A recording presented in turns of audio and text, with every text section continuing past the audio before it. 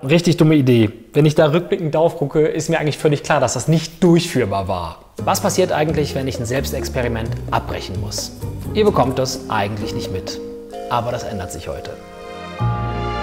Anfang 2019 wollte ich mit dem YouTuber Nixstar ein extremes Experiment machen. Er sollte eine Woche lang Nein zu allem sagen und ich eine Woche lang Ja. Da wir beide selbstständig sind, war uns klar, dass das eine ziemlich gefährliche Woche für uns wird. Wir könnten ziemlich miese, schlecht bezahlte oder unbezahlte Jobs annehmen müssen oder wahnsinnig tolle Traumjobs absagen müssen. Es konnte alles passieren.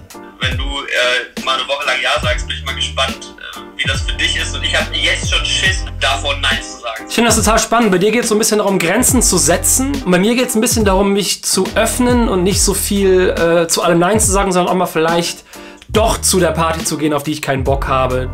Ich hatte mich sehr auf dieses Experiment gefreut, auch weil es so extrem war. Aber dann kam alles anders. Kann sein, dass ich nächste Woche am Montag nochmal von Null anfange.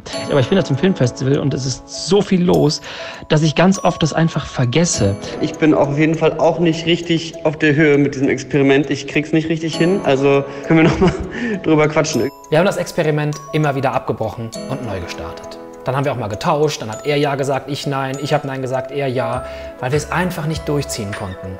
Es gibt immer wieder Momente, wo wir es nicht geschafft haben und abgebrochen haben. Bis heute würde ich das gerne mal durchziehen, auch wenn es so ein eher albernes Experiment ist, weil ich es spannend finde, zum Beispiel wirklich zu lernen, Nein zu sagen. Ja, richtig dumme Idee. Wenn ich da rückblickend drauf gucke, ist mir eigentlich völlig klar, dass das nicht durchführbar war. Der Plan war, die ganze Woche im Bett zu leben und nur für die Toilettengänge und zum Duschen das Bett zu verlassen. Das wäre an sich auch möglich gewesen, da ich in der Zeit an einem Drehbuch arbeiten musste und nirgendwo hingemusst habe. Allerdings tat mir der Körper nach einem Tag schon so weh, dass ich beim Schlafen solche Schmerzen hatte, dass ich wach geblieben bin und das Bett verlassen habe. Naja, ich habe es dann aus gesundheitlichen Gründen abgebrochen und fand es inhaltlich auch eher einschläfernd.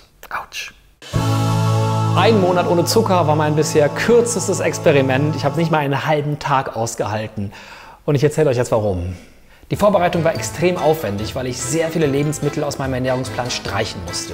Ihr glaubt gar nicht, wo überall Zucker drin ist.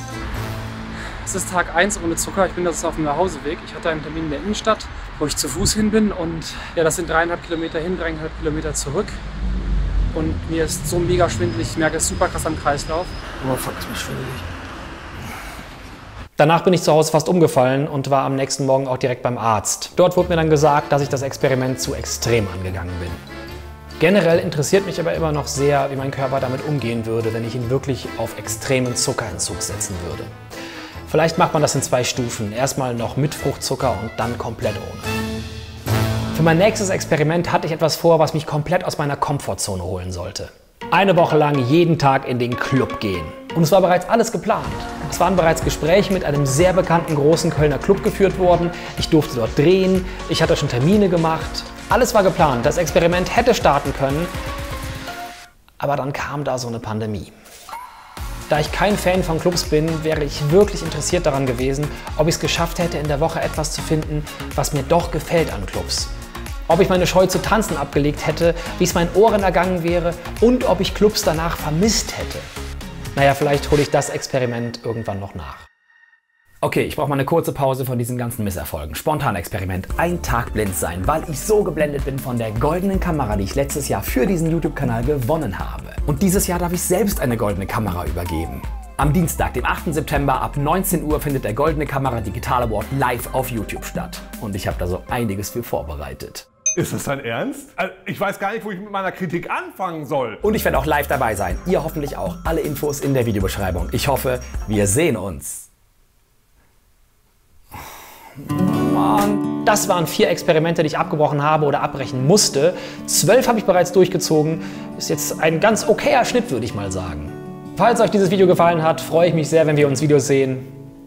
Falls euch dieses Video gefallen hat, freue ich mich sehr, wenn wir uns wiedersehen. Alle wichtigen Infos sind unten in der Infobox. Ciao.